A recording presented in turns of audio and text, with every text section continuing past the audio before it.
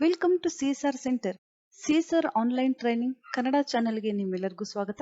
ನೀವು ಇನ್ನೂ ನಮ್ಮ ಚಾನೆಲ್ ಅನ್ನು ಸಬ್ಸ್ಕ್ರೈಬ್ ಮಾಡಿಲ್ಲ ಅಂದ್ರೆ ಪ್ಲೀಸ್ ಸಬ್ಸ್ಕ್ರೈಬ್ ಮಾಡಿ ಮತ್ತು ಬೆಲ್ ಐಕನ್ ಅನ್ನು ಕ್ಲಿಕ್ ಮಾಡಿ. ನಮ್ಮ ಚಾನೆಲ್ ಅಲ್ಲಿ ಬರುವಂತಹ ಎಲ್ಲಾ ಹೊಸ ವಿಡಿಯೋಗಳನ್ನ ನೀವು ನೋಡೋದಕ್ಕೋಸ್ಕರ. ನಮ್ಮ ಚಾನೆಲ್ ಅಲ್ಲಿ ಬರುವಂತಹ ವಿಡಿಯೋಗಳು ನಿಮ್ಗೆ ಇಷ್ಟ ಆದಲ್ಲಿ ಪ್ಲೀಸ್ ಲೈಕ್ ಮಾಡಿ, ಶೇರ್ ಮಾಡಿ ಮತ್ತು ಕಮೆಂಟ್ ಮಾಡಿ ಅಂತ ಹೇಳ್ತಾ ಮತ್ತೊಮ್ಮೆ ನಿಮ್ಮೆಲ್ಲರಿಗೂ ಸಿಎಸ್ಆರ್ ಆನ್ಲೈನ್ ಟ್ರೈನಿಂಗ್ ಕನ್ನಡ ಚಾನೆಲ್ಗೆ ಸ್ವಾಗತ.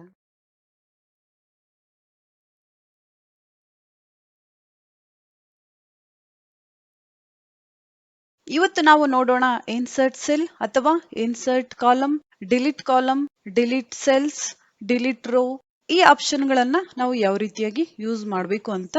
ನಾನು ನಿಮ್ಗೆ ಲಾಸ್ಟ್ ಕ್ಲಾಸ್ ಅಲ್ಲಿ ಹೇಳಿದ್ದೆ, ನಾವು ಯಾವುದೇ ಒಂದು ಕಾಲಮ್ ಅನ್ನ ಇನ್ಸರ್ಟ್ ಮಾಡಬೇಕಾದ್ರೆ ಇಲ್ಲಿ ಕ್ಲಿಕ್ ಮಾಡ್ತೀವಿ, ನಂತರ right click insert new column, right click insert new column. ನಂತರ ನೀವು ಯಾವುದೇ ಕಾಲಮ್ ಅನ್ನ ಡಿಲೀಟ್ ಮಾಡಬೇಕಂದ್ರೆ select right click delete column.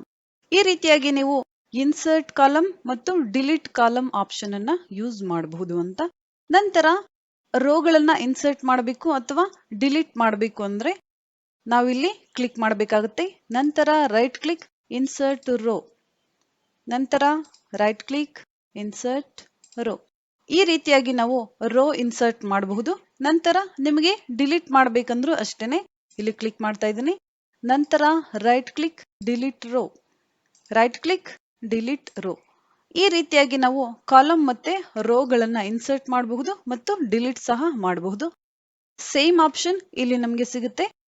ನಾನಿಲ್ಲಿ ಕ್ಲಿಕ್ ಮಾಡ್ತಾ ಇದ್ದೀನಿ, ನಂತರ ಇನ್ಸರ್ಟ್ ಸೆಲ್ಸ್. ಇಲ್ಲಿ ನೀವು ನೋಡ್ತಾ ಇರಬಹುದು ಒಂದು ಹೊಸ ಕಾಲಮ್ ಇನ್ಸರ್ಟ್ ಆಗಿದೆ. ಕಂಟ್ರೋಲ್ ಝೆಡ್, ನಂತರ ಇನ್ಸರ್ಟ್ ಶೀಟ್ ಕಾಲಮ್ ಕ್ಲಿಕ್ ಮಾಡ್ತಾ ಇದ್ದೀನಿ. ನೀವು ಇಲ್ಲಿ ನೋಡ್ತಾ ಇರಬಹುದು ನ್ಯೂ ಕಾಲಮ್ ಇನ್ಸರ್ಟ್ ಆಗಿದೆ. ನೀವು ಈ ರೀತಿ ರೈಟ್ ಕ್ಲಿಕ್ ಮಾಡಿ ಸಹ ಕಾಲಮ್ ಅನ್ನ ಇನ್ಸರ್ಟ್ ಮಾಡಬಹುದು. ನಂತರ control Z, select column, insert sheet ಅಂದ್ರೆ ಒಂದು ಹೊಸ ಶೀಟ್ ಇನ್ಸರ್ಟ್ ಆಗುತ್ತೆ. ನೀವು ಇಲ್ಲಿ ನೋಡ್ತಾ ಇರಬಹುದು ಶೀಟ್ 1, ಶೀಟ್ 2, ಶೀಟ್ 3 3 ಶೀಟ್ಗಳು ಮಾತ್ರ ಇದೆ ನಮ್ಮ ಎಕ್ಸೆಲ್ ಫೈಲ್ ಅಲ್ಲಿ. ಇನ್ಸರ್ಟ್ ಶೀಟ್, ಈಗ ನೀವು ನೋಡ್ತಾ ಇರಬಹುದು ಶೀಟ್ 4 ಇನ್ಸರ್ಟ್ ಆಗಿದೆ. ನಂತರ ಶೀಟ್ 2 ಇಲ್ಲಿ ಕ್ಲಿಕ್ ಮಾಡ್ತಾ ಇದ್ದೀನಿ, ನಂತರ ಇನ್ಸರ್ಟ್ ರೋ. ನೀವು ಇಲ್ಲಿ ನೋಡ್ತಾ ಇರಬಹುದು ಟಾಪ್ ಅಲ್ಲಿ ರೋ ಇನ್ಸರ್ಟ್ ಆಗಿದೆ. ಇಲ್ಲಿ ಕ್ಲಿಕ್ ಮಾಡ್ತಾ ಇದ್ದೀನಿ, ನಂತರ ಇನ್ಸರ್ಟ್ ರೋ. ಈಗ ನೀವು ನೋಡ್ತಾ ಇರಬಹುದು ಈ ರೀತಿಯಾಗಿ ನಾವು ರೋಗಳನ್ನ ಇನ್ಸರ್ಟ್ ಮಾಡಬಹುದು. ನಂತರ ಈ ರೋ ಅನ್ನ ನಾವೀಗ ಡಿಲೀಟ್ ಮಾಡಬೇಕು. ಇಲ್ಲಿ ಕ್ಲಿಕ್ ಮಾಡ್ತಾ ಇದ್ದೀನಿ, ನಂತರ ಡಿಲೀಟ್ ಶೀಟ್ ರೋ. ಈಗ ನೀವು ನೋಡ್ತಾ ಇರಬಹುದು ರೋ ಡಿಲೀಟ್ ಆಗಿದೆ. ನಂತರ ಸೆಲೆಕ್ಟ್ ಡಿಲೀಟ್ ಕಾಲಮ್, ಈಗ ಕಾಲಮ್ ಸಹ ಡಿಲೀಟ್ ಆಗಿದೆ. ನಂತರ ಸೆಲೆಕ್ಟ್ ಡಿಲೀಟ್ ಶೀಟ್, ನಾವೀಗ ಶೀಟ್ ಅನ್ನ ಡಿಲೀಟ್ ಮಾಡಬೇಕು. ಶೀಟ್ 3 ಈ ಶೀಟ್ ಅನ್ನ ನಾವೀಗ ಡಿಲೀಟ್ ಮಾಡೋಣ. Delete sheet. ಇಲ್ಲಿ ನಿಮಗೆ ಕೇಳ್ತಾ ಇದೆ Microsoft Excel will permanently delete this sheet, do you want to continue. ಅಂದ್ರೆ ನಾವಿಲ್ಲಿ ಒಂದು ಸಲ ಒಂದು ಶೀಟ್ ಅನ್ನ ಡಿಲೀಟ್ ಮಾಡಿದ್ರೆ ಮತ್ತೆ ಅದನ್ನ ವಾಪಸ್ ತಗೊಳ್ಳಕ್ಕೆ ಆಗೋದಿಲ್ಲ. ಅದಕ್ಕೋಸ್ಕರ ಡಿಲೀಟ್ ಮಾಡಬೇಕಾದ್ರೆ ನಾವು ಯಾವ ಶೀಟ್ ಅನ್ನ ಡಿಲೀಟ್ ಮಾಡಬೇಕು ನಾವು ಚೆಕ್ ಮಾಡಿ ನಂತರ ಡಿಲೀಟ್ ಮಾಡಬೇಕಾಗುತ್ತೆ. ನಂತರ ಡಿಲೀಟ್. ಈಗ ನೀವು ನೋಡ್ತಾ ಇರಬಹುದು ಶೀಟ್ 3 ಇಲ್ಲಿ ಡಿಲೀಟ್ ಆಗಿದೆ. ಈ ರೀತಿಯಾಗಿ ನಾವು ಇನ್ಸರ್ಟ್ ಕಾಲಮ್, ಇನ್ಸರ್ಟ್ ರೋ, ನಂತರ ಡಿಲೀಟ್ ಕಾಲಮ್, ಡಿಲೀಟ್ ರೋ ಅಥವಾ ಡಿಲೀಟ್ ಶೀಟ್ ಆಪ್ಷನ್ ಅನ್ನ ಇಲ್ಲಿ ಯೂಸ್ ಮಾಡಬಹುದು. ನಂತರ ಆಪ್ಷನ್ ಇದೆ ಫಾರ್ಮೆಟ್. ಇಲ್ಲಿ ನಮಗೆ ಸಿಗುತ್ತೆ row height, auto fit row height, column width, auto fit column width, default width. ಈ ರೀತಿಯಾಗಿ ನಾನು ಲಾಸ್ಟ್ ಕ್ಲಾಸ್ ಅಲ್ಲಿ ನಿಮ್ಗೆ ಹೇಳಿದ್ದೀನಿ, ನಾವು ಕಾಲಮ್ ವಿಡ್ತ್ ಅನ್ನ ಜಾಸ್ತಿ ಮಾಡ್ಬೇಕಂದ್ರೆ ಈ ರೀತಿಯಾಗಿ ಸೆಲೆಕ್ಟ್ ಮಾಡ್ತೀವಿ. ನಂತರ ಇನ್ಕ್ರೀಸ್ ಕಾಲಮ್ ಸೈಜ್, ಅಥವಾ ಯಾವುದೇ ಒಂದು ಕಾಲಮ್ ಸೈಜ್ ಅನ್ನ ನೀವು ಇನ್ಕ್ರೀಸ್ ಮಾಡ್ಬೇಕಂದ್ರೆ ಇಲ್ಲಿ ಕ್ಲಿಕ್ ಮಾಡಿ ಈ ರೀತಿಯಾಗಿ ಇನ್ಕ್ರೀಸ್ ಸಹ ಮಾಡಬಹುದು. ನಂತರ ರೋ ಹೈಟ್ ಅನ್ನ ಜಾಸ್ತಿ ಮಾಡ್ಬೇಕಂದ್ರೆ ಇಲ್ಲಿ ಈ ರೀತಿಯಾಗಿ ನಾವು ಇನ್ಕ್ರೀಸ್ ಮಾಡ್ತೀವಿ. ನಂತರ ಸೆಲೆಕ್ಟ್ ಇನ್ಕ್ರೀಸ್ ರೋ ಹೈಟ್. ಈ ರೀತಿಯಾಗಿ ಸಹ ನಾವು row height, row width, column height, column width ಅನ್ನ ಹೆಚ್ಚು ಕಡಿಮೆ ಮಾಡಬಹುದು. ಅದೇ ಆಪ್ಷನ್ ಇಲ್ಲಿ ಸಹ ನಮಗೆ ಸಿಗುತ್ತೆ. ಸೆಲೆಕ್ಟ್ ಮಾಡ್ತಾ ಇದ್ದೀನಿ ಶೀಟ್ ಅನ್ನ, ನಂತರ format auto fit row height. ನೀವು ಇಲ್ಲಿ ನೋಡ್ತಾ ಇರಬಹುದು ರೋ ಹೈಟ್ ನಾನೇನು ಇನ್ಕ್ರೀಸ್ ಮಾಡಿದ್ದೆ ಇಲ್ಲಿ ಚೇಂಜ್ ಆಗಿದೆ. ನಂತರ ನಾವಿಲ್ಲಿ ಕಾಲಮ್ ವಿಡ್ತ್ ಸಹ ಕಡಿಮೆ ಮಾಡಬೇಕು. ಸೆಲೆಕ್ಟ್ ಶೀಟ್, ನಂತರ format auto fit column width. ಈಗ ನೀವು ನೋಡ್ತಾ ಇರಬಹುದು. ಈ ರೀತಿಯಾಗಿ ನಾವು ಟೈಪ್ ಮಾಡಿರುವಂತಹ ಟೆಕ್ಸ್ಟ್ ನಂಬರ್ಸ್ಗೆ ಕಾಲಮ್ ಆಟೋ ಫಿಟ್ ಆಗಿದೆ. ಈ ರೀತಿಯಾಗಿ ನಾವು ಫಾರ್ಮೆಟ್ ಅಲ್ಲಿ ಇರುವಂತಹ ಆಪ್ಷನ್ ಗಳನ್ನ ಯೂಸ್ ಮಾಡಬಹುದು. ನಂತರ ಇಲ್ಲಿ ಆಪ್ಷನ್ ಇದೆ ಹೈಡ್ ಮತ್ತು ಅನ್ಹೈಡ್. ಇಲ್ಲಿ ಯಾವುದೇ ಒಂದು ಕಾಲಮ್ ಅಥವಾ ಯಾವುದೇ ಒಂದು ರೋ ಅನ್ನ ನೀವು ಇಲ್ಲಿ ಹೈಡ್ ಅಥವಾ ಅನ್ಹೈಡ್ ಮಾಡಬೇಕಂದ್ರೆ ಗ್ರೇಡ್ ಕಾಲಮ್ ಅನ್ನ ಸೆಲೆಕ್ಟ್ ಮಾಡ್ತಾ ಇದ್ದೀನಿ. ಈ ಕಾಲಮ್ ಅನ್ನ ನಾನು ಹೈಡ್ ಮಾಡಬೇಕು, ಡಿಲೀಟ್ ಮಾಡಬಾರ್ದು, ಹೈಡ್ ಮಾಡಬೇಕು. ನಮಗೆ ಬೇಕಾದಾಗ ನಾವು ಅನ್ಹೈಡ್ ಮಾಡಬೇಕು. ಆ ರೀತಿಯಾಗಿ ಇಲ್ಲಿ ಸೆಲೆಕ್ಟ್ ಮಾಡ್ತಾ ಇದ್ದೀನಿ. ನಂತರ ಫಾರ್ಮೇಟ್ ಹೈಡ್ ಕಾಲಮ್. ಈಗ ನೀವು ನೋಡ್ತಾ ಇರಬಹುದು ಕಾಲಮ್ ಹೈಡ್ ಆಗಿದೆ. ಕಾಲಮ್ ಹೈಡ್ ಆಗಿದೆ ಅಂತ ನಮ್ಗೆ ಯಾವ ರೀತಿ ಗೊತ್ತಾಗುತ್ತೆ ಅಂತ ನೀವು ಇಲ್ಲಿ ನೋಡ್ತಾ ಇರಬಹುದು. IJK ನಂತರ L ಇಲ್ಲ M ಇದೆ. ನಂತರ ಇಲ್ಲಿ ನಿಮ್ಗೆ ಡಬಲ್ ಲೈನ್ ಕಾಣಿಸುತ್ತೆ. ಆ ರೀತಿ ಇದ್ದಾಗ ಕಾಲಮ್ ಹೈಡ್ ಆಗಿದೆ ಅಂತ ನಾವು ತಿಳ್ಕೋಬೇಕು. ನಂತರ ಕಾಲಮ್ ಅನ್ನ ವಾಪಸ್ ತಗೊಂಡ್ ಬರ್ಬೇಕು. ಅನ್ಹೈಡ್ ಮಾಡ್ಬೇಕಂದ್ರೆ ಇಲ್ಲಿ ಕ್ಲಿಕ್ ಮಾಡ್ತಾ ಇದ್ದೀನಿ. ಈ ಎರಡೂ ಕಾಲಮ್ ಗಳನ್ನ ಸೆಲೆಕ್ಟ್ ಮಾಡಬೇಕಾಗುತ್ತೆ. ನಂತರ ಫಾರ್ಮೇಟ್ ಹೈಡ್ ಅನ್ಹೈಡ್ ಕಾಲಮ್ ಇಲ್ಲಿ ಕ್ಲಿಕ್ ಮಾಡಬೇಕಾಗುತ್ತೆ. ಈಗ ನೀವು ನೋಡ್ತಾ ಇರಬಹುದು. ನಂತರ ಈ ರೋ ನಾನು ಇಲ್ಲಿ ಸೆಲೆಕ್ಟ್ ಮಾಡ್ತಾ ಇದ್ದೀನಿ. ನಂತರ format hide unhide hide rose. ಈಗ ರೋ ಹೈಡ್ ಆಗಿದೆ. ಇಲ್ಲಿ ನೀವು ನೋಡಬಹುದು 3, 4 ಇಲ್ಲ 5 ಇದೆ. ನಂತರ ಈ ಎರಡೂ ರೋಗಳನ್ನ ಸೆಲೆಕ್ಟ್ ಮಾಡ್ತಾ ಇದ್ದೀನಿ. ನಂತರ ಫಾರ್ಮೇಟ್ ಹೈಡ್ ಅನ್ಹೈಡ್ ರೋಸ್. ಈ ರೀತಿಯಾಗಿ ನಾವು ಫಾರ್ಮೆಟ್ ಅಲ್ಲಿರುವಂತಹ ಹೈಡ್ ಮತ್ತು ಅನ್ಹೈಡ್ ಆಪ್ಷನ್ ಗಳನ್ನ ಯೂಸ್ ಮಾಡಬಹುದು. ಕಾಲಮ್ ಅಥವಾ ರೋ ಗಳನ್ನ ಹೈಡ್ ಮಾಡೋದಕ್ಕೆ ನೀವು ಫಾರ್ಮೆಟ್ ಅಲ್ಲಿ ಇರುವಂತಹ ಆಪ್ಷನ್ ಗಳನ್ನ ಯೂಸ್ ಮಾಡಬಹುದು. ಅಥವಾ ನಾವು ಯಾವ ಕಾಲಮ್ ಅನ್ನ ಹೈಡ್ ಮಾಡಬೇಕು ಇಲ್ಲಿ ಸೆಲೆಕ್ಟ್ ಮಾಡಬೇಕಾಗುತ್ತೆ. ನಂತರ ರೈಟ್ ಕ್ಲಿಕ್ ಹೈಡ್ ಕಾಲಮ್. ಈ ರೀತಿಯಾಗಿ ಸಹ ನಾವು ಹೈಡ್ ಮಾಡಬಹುದು. ನಂತರ ಸೆಲೆಕ್ಟ್ ರೈಟ್ ಕ್ಲಿಕ್ ಹೈಡ್. ಈ ರೀತಿಯಾಗಿ ನಮಗೆ ಯಾವ ಕಾಲಮ್ ಹೈಡ್ ಆಗಿದೆ ಅಂತ ಇಲ್ಲಿ ನಾವು ನೋಡ್ಕೋಬೇಕಾಗುತ್ತೆ. HIJ ಇಲ್ಲ, ನಂತರ K, L, M ಇಲ್ಲ, ನಂತರ N.